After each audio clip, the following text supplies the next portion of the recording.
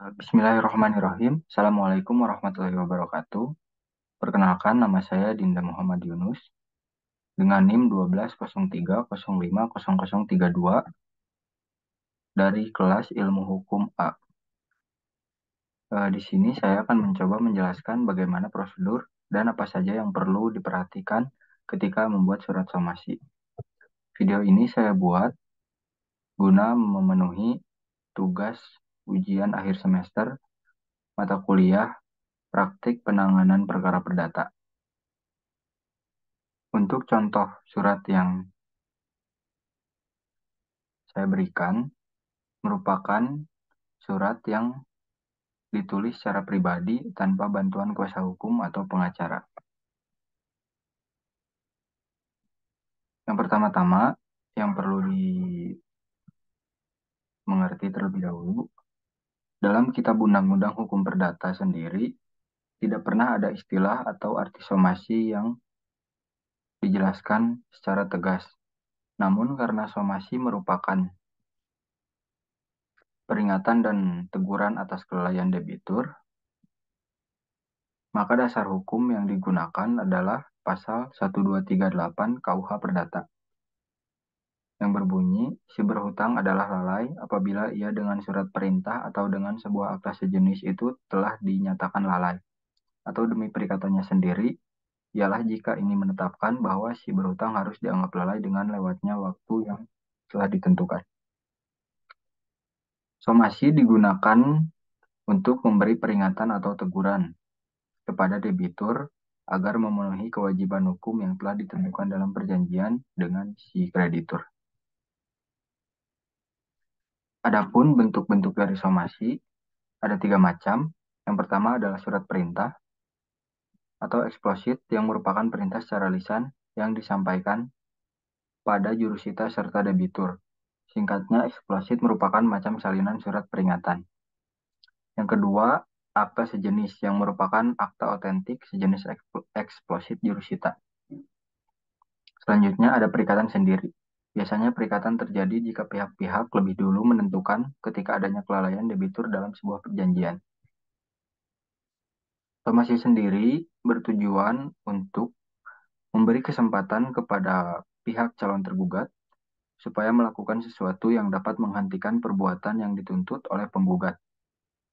Cara ini biasanya efektif untuk digunakan ketika menyelesaikan kasus sengketa sebelum kasus tersebut diajukan ke pengadilan. Somasi bisa dilakukan dengan 2 cara.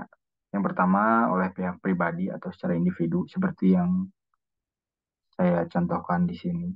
Surat yang saya tulis adalah surat yang ditulis atau dilakukan oleh pihak pribadi atau secara individu, atau bisa juga dilakukan lewat pengacara atau kuasa hukum.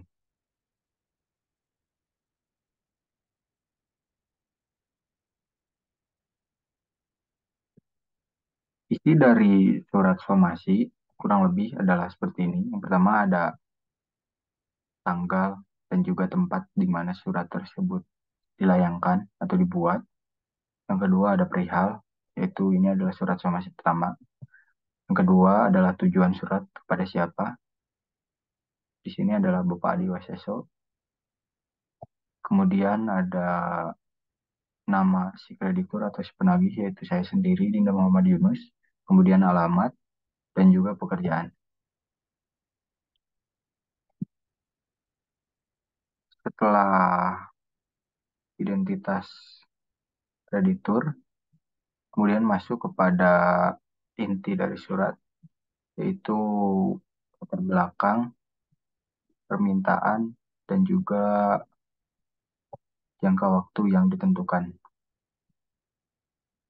Kemudian yang terakhir ada format dari si kreditur dan tanda tangan dan juga nama lengkap kembali si kreditur. Ada beberapa hal yang perlu diperhatikan atau perlu menjadi perhatian khusus ketika membuat surat somasi. Yang pertama adalah di bagian latar belakang. Di dalam mengeluarkan surat somasi, Pernyataan yang dinyatakan perlu sesuai fakta yang memang benar-benar terjadi. Fakta adalah hal yang paling penting untuk menentukan tujuan somasi ini dikeluarkan.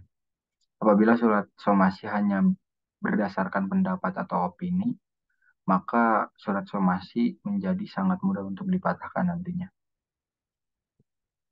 Dalam surat ini, latar belakangnya adalah bahwa si debitur telah meminjam uang senilai 5 juta rupiah pada tanggal 5 Februari tahun 2023 kepada saya selaku kreditur untuk dipergunakan sebagai kebutuhannya. Kemudian si debitur berjanji untuk membayarnya pada tanggal 5 Maret 2023 dengan jumlah 5.500.000 rupiah. Namun setelah 2 minggu berlalu, debitur tidak juga melunasi pinjaman tersebut kepada saya selaku kreditur, sehingga beliau telah melakukan wan prestasi.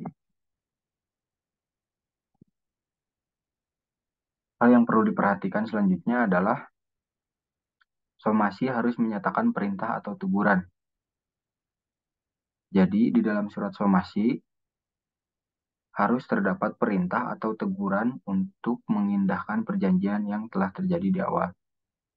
Bisa berupa meminta ganti rugi atau membayar piutang dan lain sebagainya. Surat yang tidak mempunyai perintah atau teguran tidak bisa disebut surat somasi.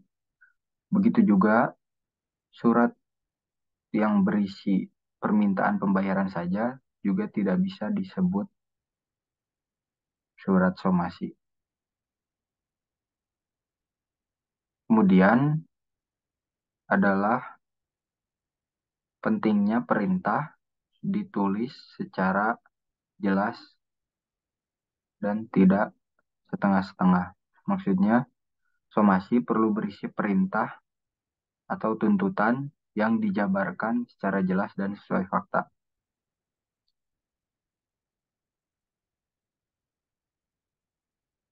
Kemudian selanjutnya adalah perlu berisi alasan-alasan yang tepat agar tidak menimbulkan masalah yang tidak diinginkan pada kemudian hari. Maksudnya, perintah ataupun teguran yang dilayangkan oleh si kreditur kepada si debitur, dalam hal ini untuk kasus somasi piutang, harus mempunyai alasan yang benar-benar jelas dan tidak berdasarkan kepada opini dan juga eh, pendapat yang tidak sesuai dengan fakta. Surat somasi sendiri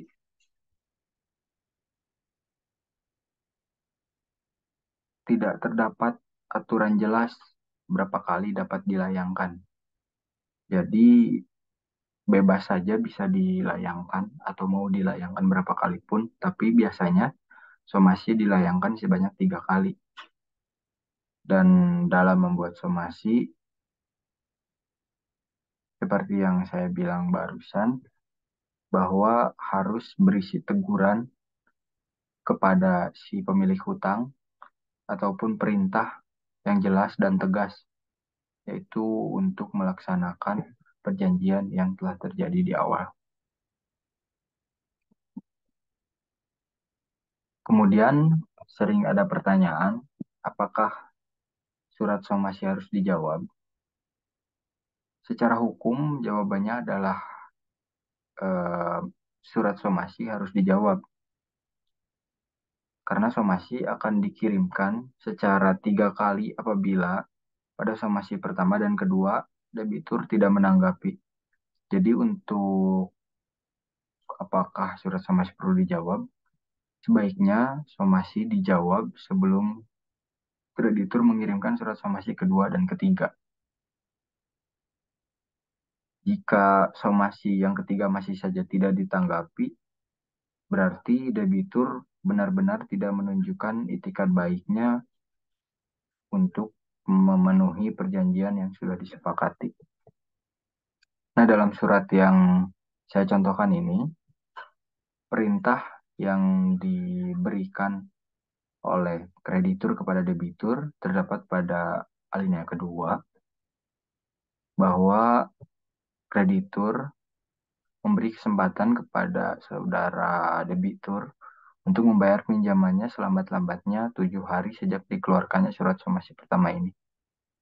Namun, apabila setelah jangka waktu tersebut saudara tidak juga memenuhi kewajiban sebagaimana dimaksud, maka dengan sangat terpaksa sang kreditur akan menempuh jalur hukum yang berlaku baik dalam gugatan perdata maupun tuntutan pidana.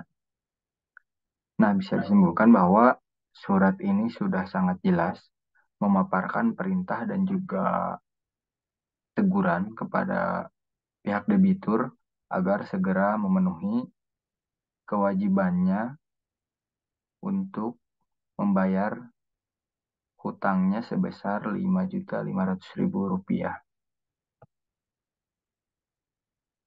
Mungkin itu saja yang dapat saya sampaikan. Kurang lebihnya mohon dimaafkan.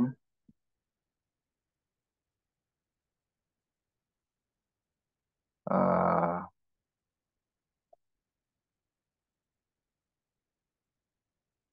saya pamit undur diri. Akhir kata, wassalamualaikum warahmatullahi wabarakatuh.